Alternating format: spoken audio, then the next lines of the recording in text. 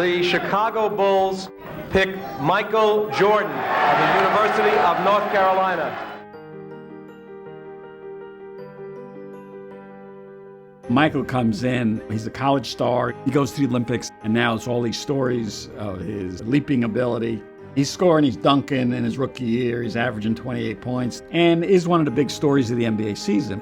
By now, the Bulls are owned by Reinsdorf. Jerry sees a lot of opportunities. They knew they had Michael, but now it was trying to figure out what else worked. That included players and coaches. That was kind of the task that Jerry Krause was given, was to observe what we had and really change the culture.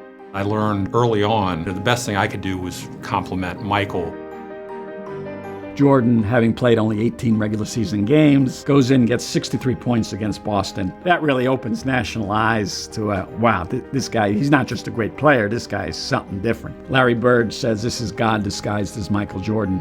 Doug Collins is hired as coach. Opening night there in Madison Square Garden, Jordan goes over to Doug before the game, says, "Don't worry, coach, I'm not letting you lose this game." Scores 50 points. And from there, takes off on this spectacular season. Averages 37 points. Even though Magic and Bird are winning titles, this guy is the guy that everyone in the league wants to see. This is the most spectacular player in the game. And now the stadium begins to fill up. Bulls tickets become a specialty item. What is he going to do next? The Bulls really enhance upon that. They put together a show that becomes iconic. The Bulls introductions, the Bulls game presentation, things that are going around in the Chicago Stadium. Nobody had done this. This is it's practically unheard of. Outside of drafting Michael Jordan, the most significant draft was the year that they drafted Scottie and Horace. You could tell that they were going to give us a different dynamic on the floor. Their athleticism, their length was something that we didn't have. Now Michael was really a veteran, and now the younger guys had to come in and really show him that they could play. The closeness and the bond is just not something that happened overnight, especially when you talk about a guy like Michael, who was globally a huge icon. We just needed that time to bond as not only teammates, but as friends.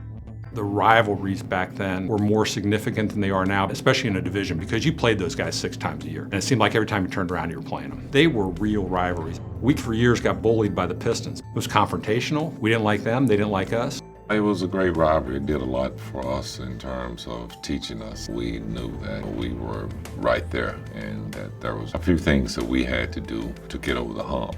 It wasn't kind of just handed to us. We had to take our lumps along the way. Every year we seemed to find a little bit more cohesiveness as a team, but it was a process, and it involved Doug Collins kind of doing his thing for 3 years, getting us to a spot when hiring Phil Jackson, and his teaching and coaching that gave us a little impetus to get to another level.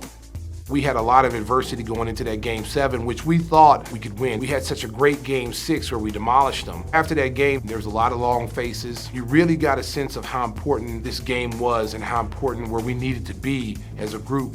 I remember Jordan standing up at the end of the game, and we're in the locker room, and he said, "This will never happen again. We'll never lose to this team again."